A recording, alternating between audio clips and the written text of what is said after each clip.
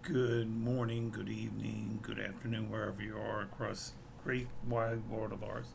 Um, Yesterday I said that I was going to do a video concerning the Sierra Nevada and the drought situation that's occurring out in the west. And remember, I've talked about this before. Is just that when we talk about the arid Southwest, we're predominantly talking about Southern California, Arizona, New Mexico, uh, parts of Nevada, parts of southern Utah.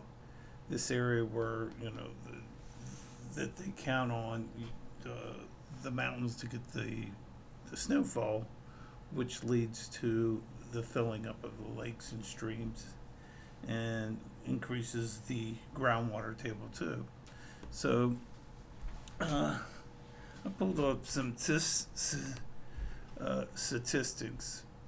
As of February 1st, the statewide snowpack in the Sierra Nevadas was approximately 67% of the average today, with some regions significantly lower. The southern Sierra is experiencing a more severe deficit, with levels around 51 to 74% of the average today, while the northern Sierra was 88% average by February 1st, 2026.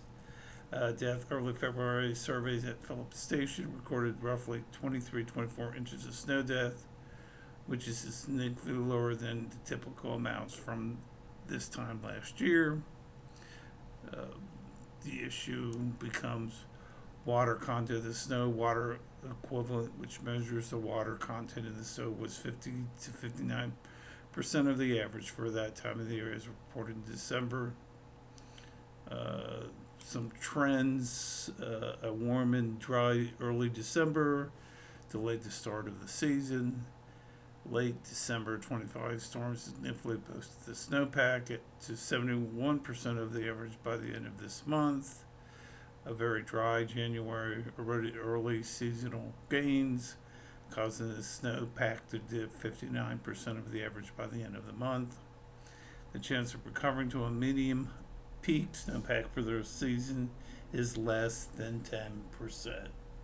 So, according to some Nevada researchers, so in other words, what they pretty well have now is pretty much what they are going to have. They'll have a little bit more.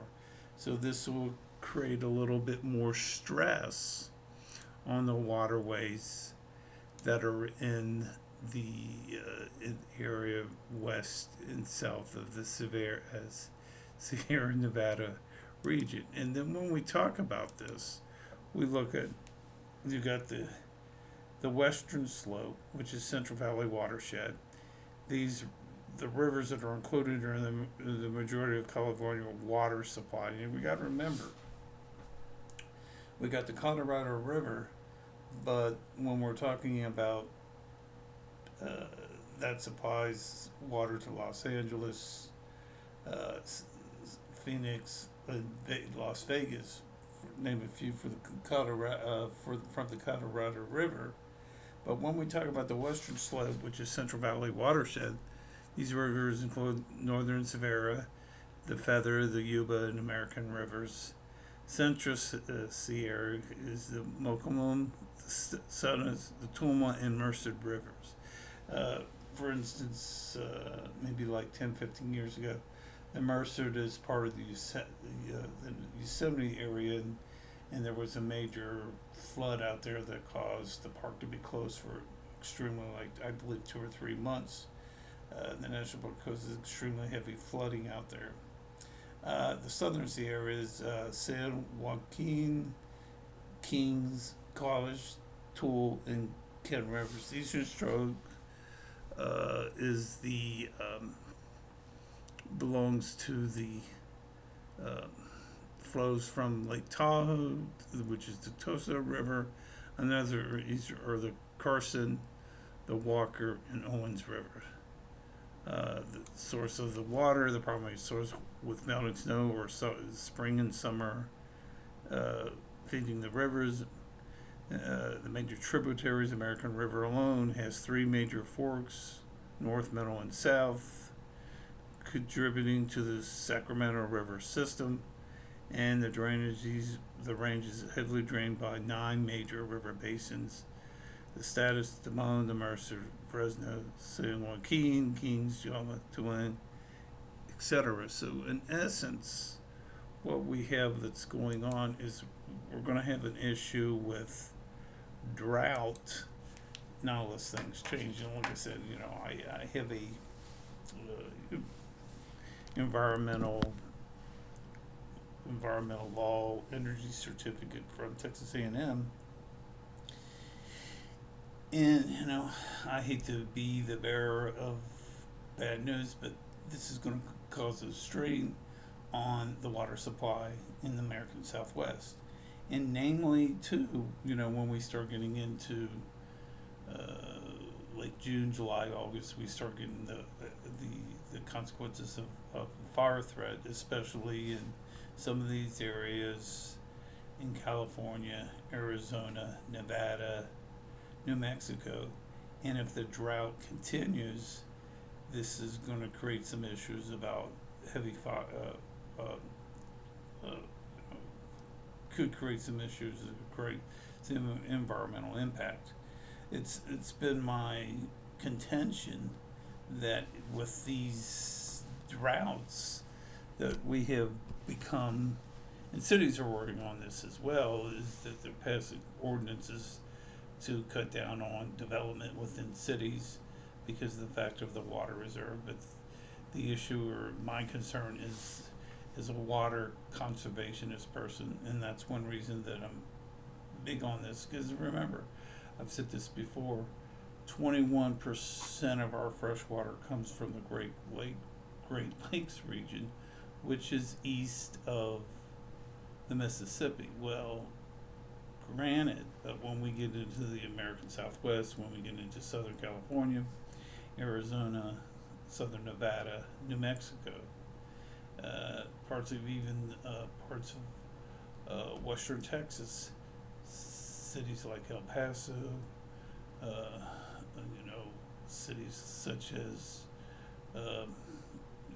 Tucson, Phoenix, Santa Fe, which is in New Mexico, and we get into Los Angeles. This could put a burden of water.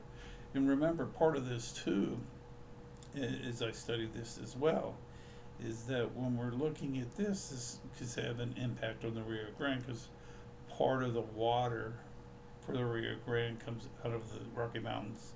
So this can put an extra burden on the state of Texas, as well as Oklahoma, and especially the panhandle of that area with crops.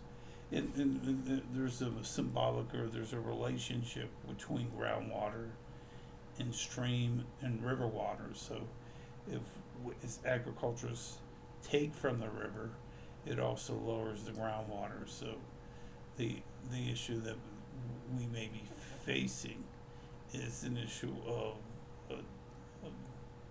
conservation. So in other words, the goal should be right now, for instance, as we're heading into spring,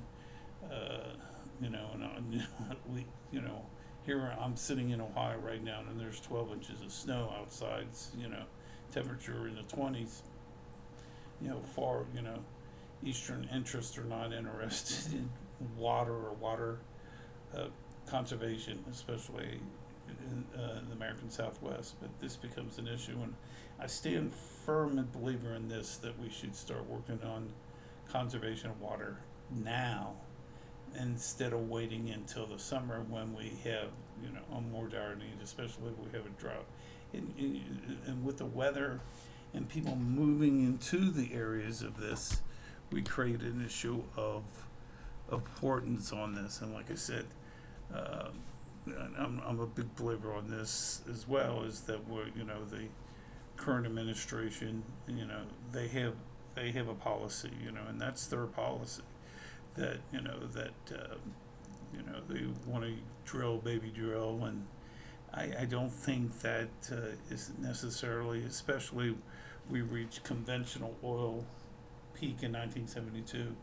So now with what we're having, especially like in the like Ohio and some of these areas in Texas, Oklahoma, we're doing unconventional, which I call is instead of drill conventional oil, you drill up, you know, vertically. Horizontally, you do it with unconventional oil, which could lead to, like I said, a pollution problem, especially when we're talking about the upper plains and lower plains. You know, that became an issue with many of the Native American tribes in South Dakota with the issue about the XL pipeline. In between the Obama administration and the Biden administration, they put the kibosh on the pipeline, but there's still that issue of the Trump administration wanting to get oil out of Canada, especially this tar sands up there in Alberta and Calgary, Canada, which there again, we've reached that peak, and we're getting close to reaching the peak in unconventional oil. So, you know, we should look at two of the big issues that I think we ought to address is conservation of water, or really three: conservation of water, renewable energies such as wind and solar, and the issue of high-speed rail.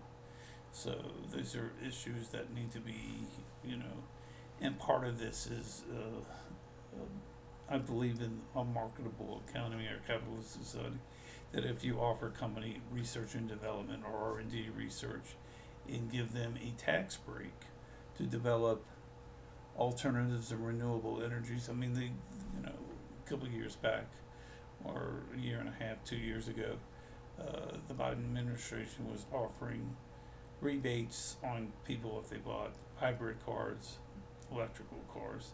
But the issue with me about electrical cars, especially with the Teslas, is the two things with that is the batteries, for the most part, are produced in China, and number two, when the batteries wear out, they become where do you put the hazardous waste at, and that becomes the issue as we talk about nuclear.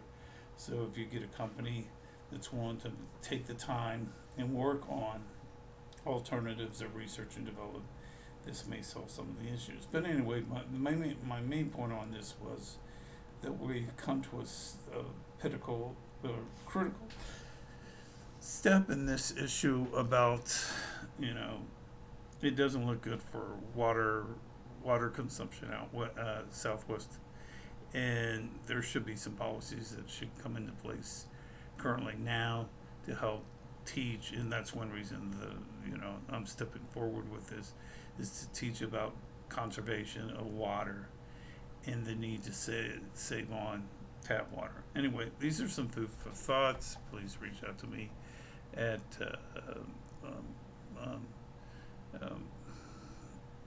North America's Safe and Clean Water at yahoo.com, and we'll be in below. Please like and subscribe to my channel. Also, please donate so that I can move this nonprofit organization to that next level. And like I said, this is a critical aspect of this. Anyway, folks, I will talk to you later and have a great day. Enjoy your Sunday or Saturday, your weekend, Saturday and Sunday. Anyway, talk to you soon. Have a great weekend.